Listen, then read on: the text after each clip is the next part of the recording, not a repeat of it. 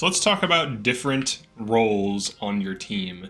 So after doing maddening 5 times for Fire Emblem and Fire Emblem Engage, I can safely say that there are certain things that I always want and certain things that are always useful to have. And let's break this down into real-life military terms.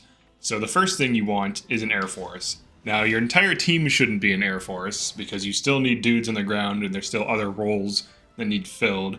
But having an Air Force allows you to be flexible in your attack and to essentially dive and attack enemies.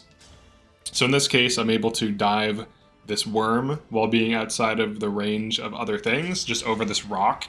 And I don't really need to care about positioning so much. And it looks like I got a crit and just one-shot this, which is pretty nice.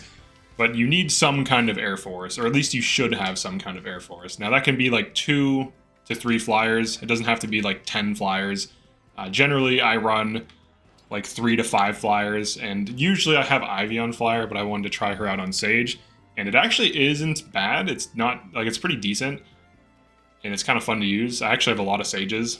But the first main aspect of this team that I built up, because these are all early game units, is essentially my flying force, or my Air Force. So if we're thinking in terms of, like, real-life military, you need an Air Force. They can fly over stuff, they can secure kills that other units can only dream of killing, and they are pretty solid beaters that are good physical damage dealers.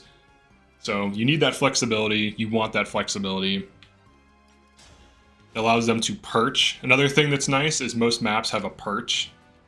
So what is a perch? A perch is like a place where it's out of bounds. It can be a rock, it can be like over water, it can be over like a fence or something stupid. Obviously they can't pass impassable tiles, but they can be perched on these rocks, for example. So I'm able to just sit here, and other units can't do that, and then they can swoop in and dive down. So essentially, they're dive-heavy units that have flexible positioning and tend to have good speed when you pick the correct units to run as your flyers.